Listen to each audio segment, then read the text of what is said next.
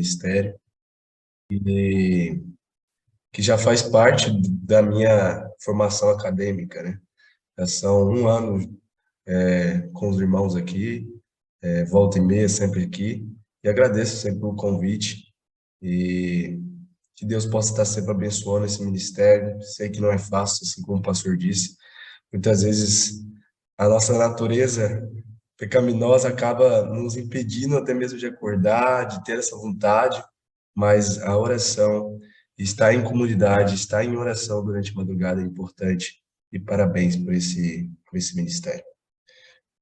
Irmãos, eu vou usar o slide, não sei se eu consigo compartilhar por aqui já, ou se preciso da permissão, vou tentar. Então, bom dia mais uma vez a todos, que Deus possa estar abençoando a vida de cada um. Que bom que você escolheu de estar no melhor lugar, no melhor momento, estar em comunidade, estar em oração e também aprendendo um pouco mais da palavra de Deus. Nosso irmão, um pouco antes, disse que ele tem visto muito as consequências do pecado neste mundo, né? E realmente, o pecado, ele corrompe, ele tem corrompido grandemente a natureza humana, tem corrompido também nós, como seres humanos, temos corrompido a natureza. E dentro disso, um tema que eu acho muito importante de entendermos é a natureza e a essência do pecado. Por isso que eu gostaria de trazer para vocês exatamente esse tema, pois eu entendo que esse tema é essencial para a compreensão do processo de salvação.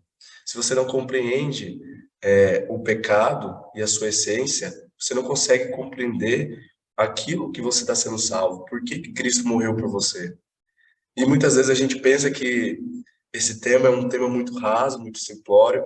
Contudo, a gente vai ver aqui algumas definições que a Bíblia traz, exatamente do pecado, algumas definições que talvez você não conheça, e outras que você já conhece também. A verdade é que, neste mundo, as pessoas elas buscam muito o amor de Cristo. Elas buscam muito a salvação, mas muitas vezes nós percebemos que elas têm uma dificuldade de compreender a sua natureza. E esse é um tema muito complexo, mas que tem grande importância, porque entender o pecado, volto a repetir, é entender o processo da salvação. Entender o pecado, você consegue entender o porquê Cristo morreu por nós. Então, a nossa pergunta de hoje a ser respondida é exatamente isso. O que é o pecado? Nós sabemos muitos conceitos superficiais e aqueles que você já tem em mente, que também nós vamos ver aqui. Obviamente, quando você pensa em pecado, você pensa em, em exatamente transgressão da lei, e esse é um dos conceitos que a Bíblia traz. Mas, especificamente hoje, nós vamos ver 9 conceitos. Vai ser realmente um estudo, e eu peço que você pegue a sua Bíblia aí, que hoje a gente vai utilizar muito ela, porque vamos ver na Bíblia o que a Bíblia traz como pecado. Não só aspectos superficiais, mas realmente a essência e como o pecado se relaciona conosco. Então, a pergunta a ser respondida é: o que é pecado? Então, vamos, sem demora, para a primeira definição que a Bíblia traz, que se encontra em Isaías 1, verso 2. Peço que você abra a sua Bíblia e acompanhe nesse estudo de fato, nessa meditação, nesse sermão, que você possa abrir a sua Bíblia, acompanhar. Abra aí em Isaías, capítulo 1, verso 2. Isaías é um dos livros que traz muito essa temática do pecado, assim como Salmos e Provérbios também, traz muito sobre isso, mas nós vamos ver não só sobre no livro de Isaías, tanto no Novo quanto no Antigo Testamento, nós vamos ver definições. Então, abra sua Bíblia aí, Isaías 1, 2, que diz assim: Ouve, ó céus, e dá ouvidos, ó terra, porque o Senhor é quem fala. Criei filhos e os engrandeci, mas eles estão revoltados contra mim. Então, a primeira definição que nós encontramos aqui, lendo Isaías, é exatamente o pecado como revolta contra Deus. Lá em Salmos, se não me falha a memória, o capítulo 32, o salmista, ele vai trazer exatamente isso de um modo mais, mais resumido, mas o pecado, na sua essência, ele é uma revolta contra Deus. Quando nós analisamos os nossos pecados, quando nós analisamos o pecado original no Éden, nós vemos que não passa de uma revolta contra Deus. Quando nós olhamos para o céu e ali vemos um ser perfeito como Lúcifer caindo em pecado, nós percebemos que o pecado é uma revolta contra Deus. Essa é a primeira definição e é muito importante, porque agora você começa a compreender o porquê porque nós precisamos, melhor dizendo, de um Salvador. Pois Cristo, ele faz exatamente a ligação. Ele pega você, pecador, que se revolta, que tem a revolta no seu próprio ser, e ele traz de novo para Cristo. Nós vamos ver alguns textos também lá em Colossenses, que ele faz de nós herdeiros do reino dele. Então, a primeira definição de pecado que nós vamos ver hoje é exatamente essa. Não se esqueça, pecado é revolta contra Deus. Agora vamos para a segunda definição, que se encontra também em Isaías, capítulo 59. Repito a dizer, se possível, abra a sua Bíblia, acompanhe, porque a compreensão e a leitura de cada texto é muito importante para entendermos mais e mais sobre o pecado. 59, versículo 2, diz assim, Isaías 59, versículo 2, diz assim: Mas as vossas iniquidades fazem separação entre vós e o vosso Deus, e os vossos pecados encobrem o seu rosto de vós, para que vós não ouçam. Então, o pecado é relacionamento desfeito. Como eu tinha dito, após a revolta contra Deus, Adão e Eva, eles precisavam se reconectar novamente com Deus.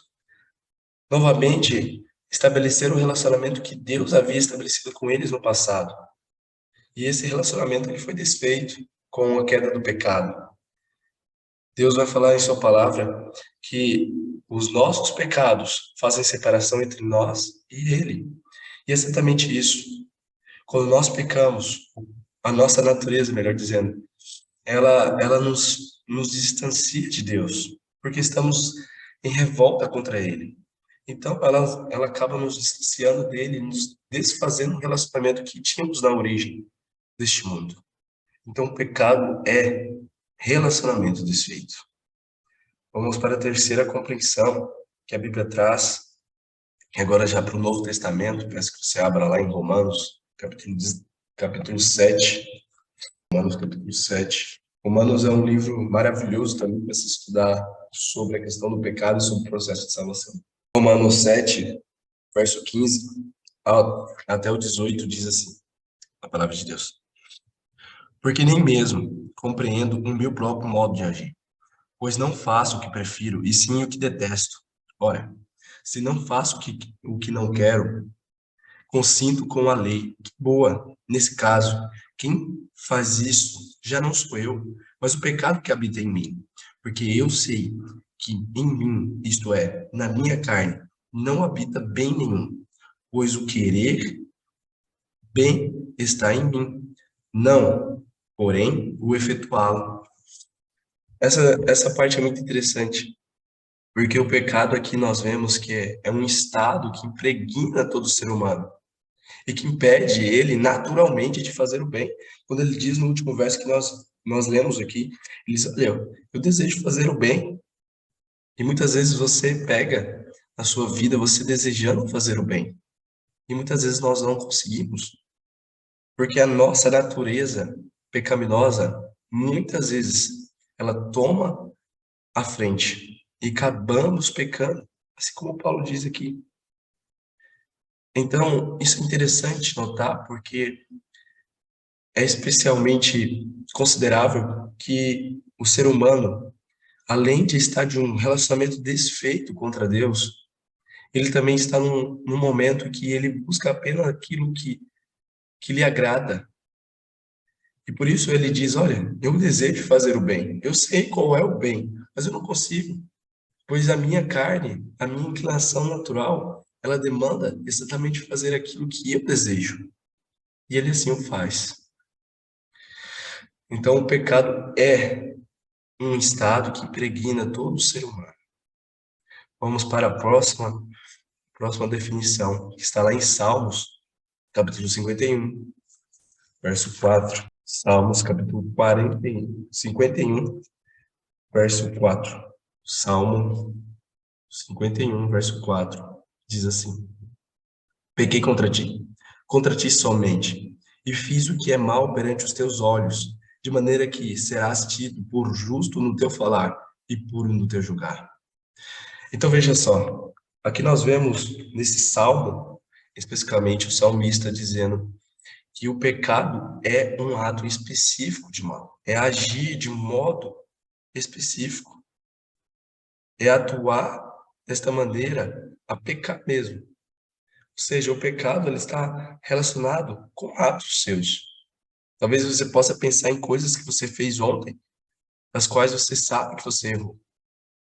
E isso está relacionado diretamente com o mal que existe em você, com o pecado que habita em ti. Pois, como nós vimos lá em Romano, nós desejamos o bem, mas fazemos o mal. E o pecado exatamente está ligado com ações. O pecado ele está ligado exatamente com essa parte de agir, não apenas com a sua natureza, e nós vamos dizer quanto a sua natureza diz sobre quem você é mais à frente. Mas a verdade é que o pecado é um ato específico de mal. Vamos para a próxima definição e voltamos para o livro de Romanos, agora capítulo 3, Romanos capítulo 3, diz assim, verso 23. Romanos 3, 23. Pois todos pecaram e carecem da glória de Deus. Esse texto aqui é interessante porque, indo ao original, nós compreendemos algo muito além do que aparentemente o texto nos diz. No primeiro momento, a gente analisa aqui que todos nós pecamos e todos nós carecemos da glória de Deus. Só que quando nós vamos para o original, nós conseguimos compreender que essa palavra que aqui está sendo usada, como pecaram, ela é uma palavra no grego que ela tem um significado muito importante. E eu gostaria de compartilhar com vocês. Veja só, pois todos pecaram e carecem da glória de Deus. Quando nós vamos para o grego, nós vemos que essa palavra, a amartia, ela tem um significado um pouco diferente do que a gente possa pensar. Esse pecado em que Paulo está relatando aqui, em que ele fala que todos nós pecamos e nós carecemos da glória de Deus, é um pecado um pouco diferente dos demais que nós vimos até aqui. É um pecado relacionado com aquilo que você deseja fazer. Você está fazendo bem. É como se você estivesse tentando ajudar uma pessoa e no seu ímpeto de ajudar a pessoa, você acaba errando. Esse é o pecado que aqui está em Romanos. A amartia. Então você tenta acertar o alvo, você tenta fazer o correto, você está buscando fazer o correto para aquela pessoa, mas você acaba fazendo o mal. Então, especificamente, podemos dizer que esse pecado é ficar aquém das expectativas divinas. É buscar fazer aquilo que é correto, tentando, nesse processo, fazer aquilo que é correto, e você errar o alvo. Talvez você se identifique com isso. Muitas vezes na igreja nós cometemos esse erro. Buscamos fazer muitas coisas pela igreja e acabamos nos esquecendo das pessoas que ali estão. E nesse ímpeto, acabamos buscando fazer o correto e acabamos errando o alvo. Estamos aquém das expectativas divinas. Então vamos para a próxima definição, definição 6, não perca a conta. Pecado é iniquidade. Esse aqui é um texto bem conhecido, peço que você abra aí em João, 1 João, capítulo 3, versículo 4. 1 João, capítulo 3, versículo 4. Diz assim: todo aquele que pratica o pecado também transgride a lei, porque o pecado é transgressão da lei. Então, é exatamente aquilo que eu disse no começo. Essa é uma definição que nós, adventistas, conhecemos muito bem, que usamos em estudos bíblicos, e que está totalmente certa. Estar em revolta contra Deus, estar separado de Deus, entender que o pecado está impregnado no seu ser, demanda também compreender que o pecado é a transgressão da lei. E por isso nós estamos em revolta contra Deus. Porque, no princípio, nossos pais pecaram, transgrediram a lei. E, por consequência, nós vivemos hoje nesse mundo que nosso irmão disse muito bem, que vemos cada desastre, guerras. Só que esse é o princípio das dores. Mateus 24 vai dizer isso. Isso é só apenas a consequência do pecado que nós cometemos, que os nossos pais cometeram e que nós carregamos em nosso ser. O pecado está impregnado em nós. E transgredir a lei é um ato natural, natural meu também. Porque nós desejamos fazer a nossa vontade. Aquilo que nós desejamos, muitas vezes colocamos acima da vontade de Deus e erramos e pecamos. E transgredir a lei é exatamente isso.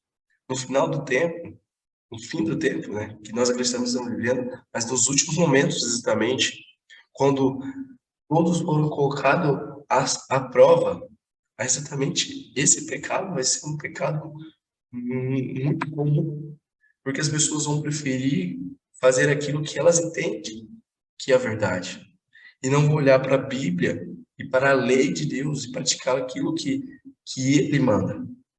A guarda do sábado, não adorar a imagem, entre outras coisas. Mas pecado é iniquidade. Pecado é transgressão da lei. Então vamos para a sétima definição. Pecado é egoísmo e orgulho. Eu gostaria de compartilhar com vocês esse texto de Lucas 17, verso 33. Lucas 17, verso 33. A palavra de Deus diz assim: quem quiser preservar a sua vida, perdê-la-á, e quem a perder, de fato, a salvará. Aqui esse texto eu escolhi ele especificamente porque Cristo fala num contexto muito especial. E quando ele diz essas palavras, os discípulos, eles tinham passado por alguns momentos ali, e Cristo havia curado 10 leprosos, e ele estava agora falando esse discurso. E aí ele chega nesse verso que nós lemos aqui, para dizer que aquele que busca salvar a sua vida, ele vai perdê-la. Porque por buscar salvar-se, ele vai pensar em si mesmo. E nesse contexto, ele vai estar sendo egoísta e orgulhoso. E esse pecado aqui, irmãos, é um pecado muito, mas muito complicado. E eu digo por quê? Que você, como cristão, deve estar sempre alerta em relação a isso. Porque o orgulho e o egoísmo, ele é o primeiro passo para o pecado contra o Espírito Santo, que é basicamente não ouvir a voz do Espírito Santo. Não estar com seus ouvidos abertos para ouvir aquilo que o Espírito Santo tem a lhe dizer sobre aquilo que você é, sobre aquilo que você tem feito. Então, esse pecado é um pecado muito, mas muito complicado, porque você tem que buscar todos os dias a humildade. E dentro do nosso contexto, isso é muito complicado. Quando nós olhamos para as outras denominações, muitas vezes nós olhamos com um olhar de orgulho e egoísmo, pensando, nossa, nós temos uma mensagem, nós temos um conhecimento muito grande que eles não têm. Mas a verdade é que Deus nunca desejou que o ser humano fosse orgulhoso e egoísta. Pelo contrário, em seu ministério aqui na Terra, Cristo mostrou que o orgulho e o egoísmo não têm lugar no reino de Deus. Então, se você tem essa dificuldade, que infelizmente é muito comum em nossa igreja, que você busque todos os dias a Deus. Porque esse pecado é um primeiro passo para o pecado contra o Espírito Santo. Então vamos para o próximo e penúltimo significado que a Bíblia traz sobre o pecado. Peço que você abra aí a sua Bíblia em Efésios. Hoje nós vamos ler bastante a Bíblia, como vocês estão vendo. Mas isso é importante, né? Cada texto aqui, a compreensão e o estudo desse tema, se faz muito importante e creio que a Bíblia, mais do que qualquer outra coisa, poderia definir melhor, como tem bem definido aqui, o estado do pecado. Então, verso 4, capítulo 4, verso 20, e verso 20 ao verso 22, Paulo escreve, sendo assim: Mas foi assim que aprendestes a Cristo, se é que de fato o tendes ouvido, e nele fostes instruído, segundo a verdade em Jesus, no sentido de que quando ao trato do passado, vós despojeis do velho homem e se corrompe segundo as concupiscências do engano. Então, o pecado, ele é culpa e ele é contaminação. Como nós vimos isso, ele está impregnado no seu ser, mas ele também demanda culpa.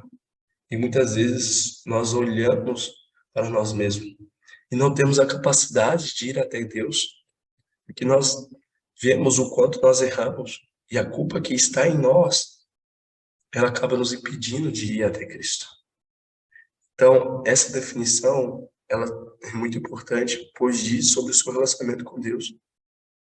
Após Deus estabelecê-lo, muitas vezes nós nos encontramos na culpa, às vezes por um erro que cometemos com os nossos familiares, às vezes por algo que falamos para algum irmão, para alguma irmã, e a culpa vem em nosso coração e muitas vezes temos dificuldade de nos livrar disso. Mas Deus tem a resposta para isso, e nós vamos ver em breve. Vamos para o último significado que a Bíblia traz e que eu gostaria de mostrar para vocês. Está lá em João, capítulo 8. João, capítulo 8, no Evangelho. No capítulo 8, verso 34, diz assim: Replicou-lhe Jesus: Em verdade vos digo, todo o que comete pecado é escravo do pecado. Isso aqui, essa definição, ela diz muito sobre quem nós somos. Pessoal, nós entendemos que o pecado está relacionado com os seus atos, um ato específico de mal. Nós entendemos também que o pecado está impregnado no seu ser. Ele faz parte da sua natureza.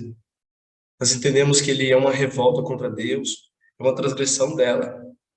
E agora nós entendemos que o pecado é um poder que escraviza o homem. Todo aquele que peca, diz o próprio Jesus, é escravo do pecado.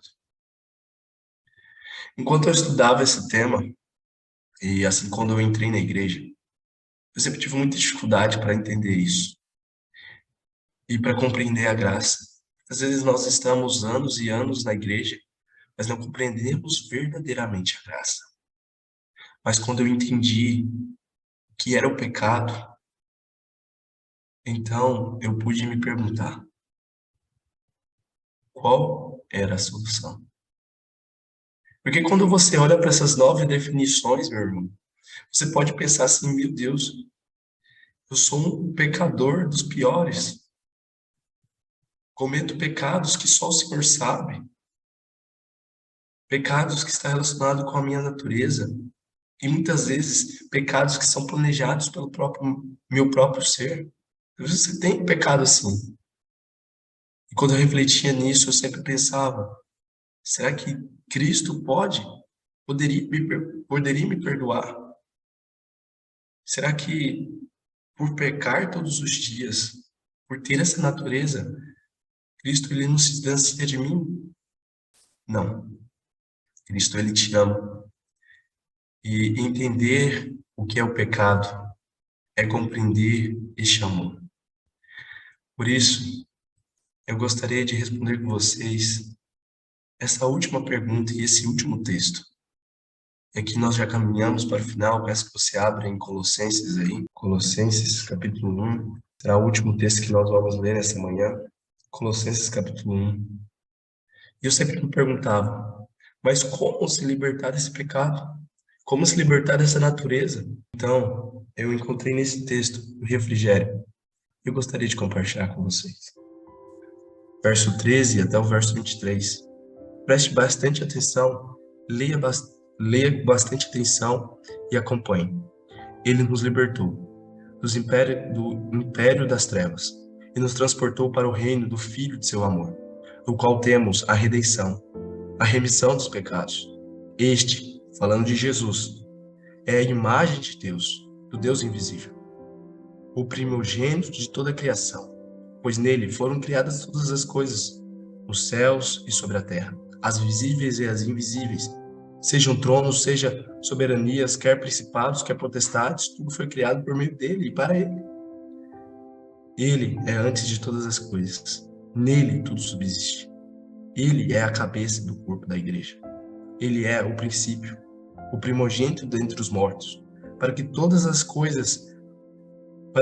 coisas ter a primazia, porque aprouve a Deus que nele residisse toda a plenitude, e que, havendo feito a paz pelo seu sangue na cruz, por meio dele reconciliasse consigo mesmo todas as coisas, quer sobre a terra, quer sobre os céus. E a vós, outros, também, que outrora erais estranhos e inimigos no entendimento pelas vossas obras malignas, ou seja, pelos seus pecados. Agora, verso 22, porém, vos reconciliou no corpo da sua carne, mediante a sua morte, para apresentar-vos perante ele, ou seja, perante Deus, santo, inculpável e irrepreensível. Se é que permaneceis na fé, alicerçados e firmes, não vos deixando afastar da esperança do Evangelho, que ouvistes e que foi pregado a toda criatura debaixo do céu, e a qual eu, Paulo, me tornei ministro. Esse texto é um texto maravilhoso, irmão. E ele nos revela que Cristo é a solução. Você vê que Colossenses, Paulo escreve que ele nos reconciliou. Não só isso, mas que ele nos perdoou dos nossos pecados. Como eu disse, ao olhar para esses pecados, você talvez tenha se identificado com um ou mais de um. Talvez você tenha pensado, nossa, eu pequei e tenho pecado todos os dias. Mas há uma esperança, meu irmão. E nesta manhã eu quero deixar claro a você que Deus tem um chamado para nós, um chamado de perdão, um chamado para nos transportar do reino das trevas em que nós vivemos, do pecado, para o reino da maravilhosa luz de Cristo Jesus. Este é o convite dele hoje a você. Veja bem, no último verso que nós lemos, ele vai dizer que só basta-lhe uma coisa: tenha fé.